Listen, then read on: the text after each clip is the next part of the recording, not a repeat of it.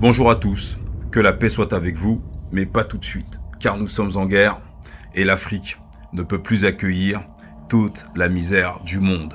Hello EU, es fertig de guerre. Les EU, ce sont les idiots utiles, du Cameroun là en l'occurrence. Alors, nous allons parler de la crise du Nozo.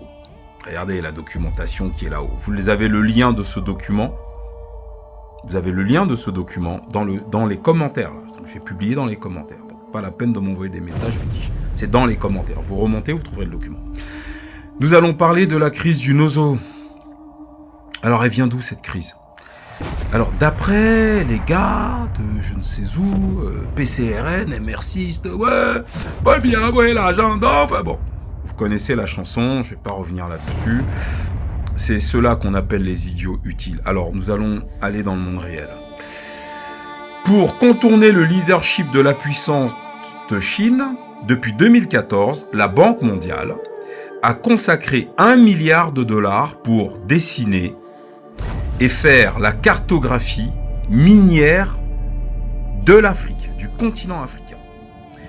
Continent militairement moins puissant, oui, parce que nous avons déjà expliqué ici 1 milliard de fois que il n'existe pas de droit dans ce monde.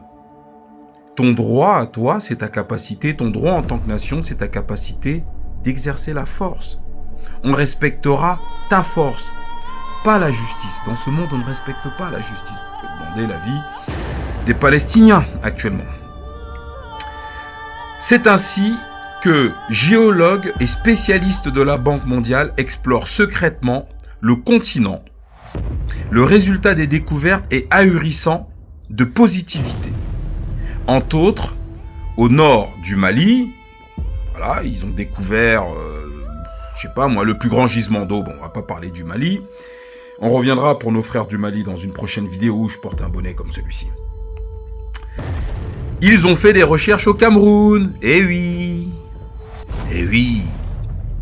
Ceci à l'insu du gouvernement camerounais comme dans tous les autres pays, au Mali, au Burkina, au Niger.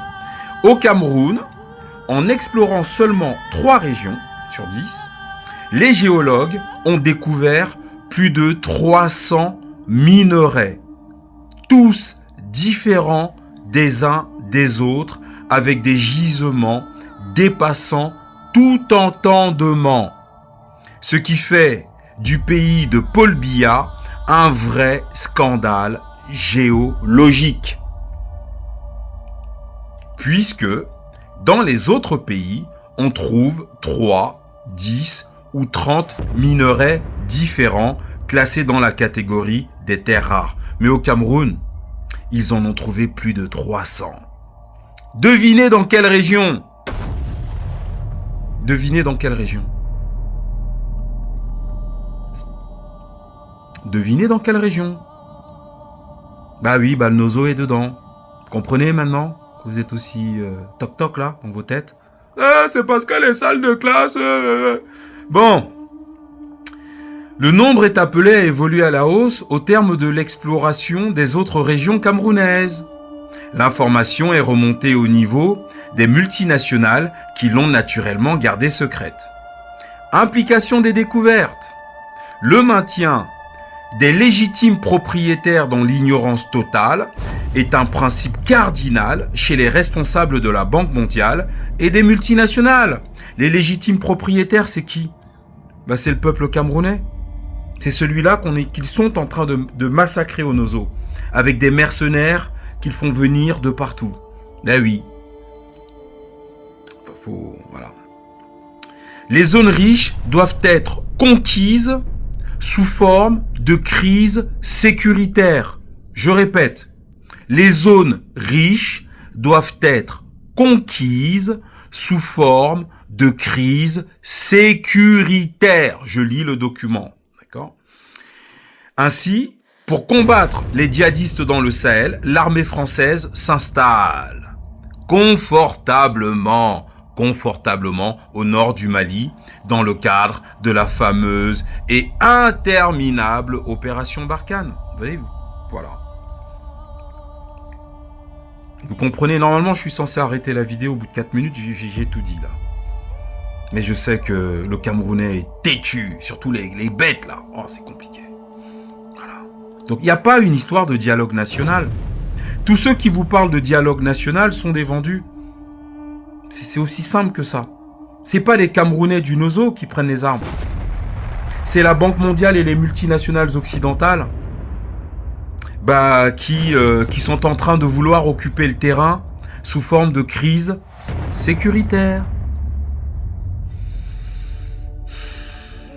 Moi, sincèrement, moi je préfère les frères du Mali, du Burkina, du Niger, du Sénégal. Eux, vraiment, ils percutent tout de suite.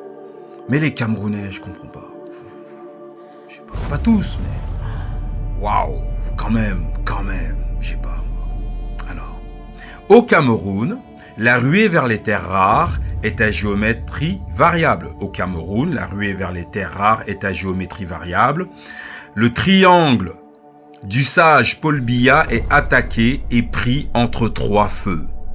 Dans le septentrion, les attaques suicidaires de Boko Haram, donc on est dans l'extrême nord du Cameroun, où naturellement, vous savez ce qu'il y a dans l'extrême nord du Cameroun? Bah, il y a du pétrole. Bah voilà. Ils attaquent pas là-bas pour rien, les djihadistes. Ils sont financés par qui, les djihadistes? Les djihadistes qui attaquent le peuple camerounais. Le peuple camerounais sont les Wagner de qui? Alors, normalement, un djihadiste, c'est quoi? Fétiche, vraiment. Le djihadiste, là, c'est le gars qui est musulman, qui est très pauvre. Oui, il n'a pas de maison, des femmes, des enfants, pas d'argent. Et du jour au lendemain, il a décidé d'aller chercher l'argent où il y a. Donc, le gars pauvre, là, arrive dans le Nozo, à Garoua, Maroua, dans l'extrême nord. Et dans sa pauvreté, il a les armes. Il reste là-bas même 5 ans.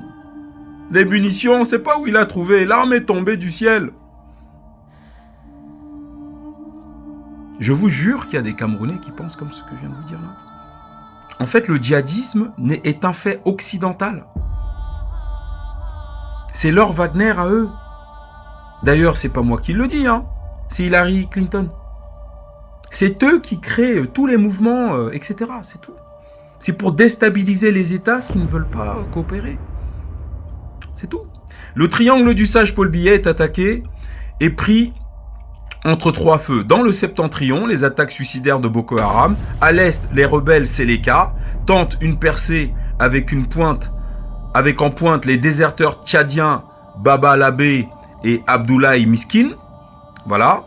Arrêtés et incarcérés pendant de longs mois à Gré, à Yaoundé, et finalement libérés grâce à la médiation du président congolais Denis Sassou Nguesso.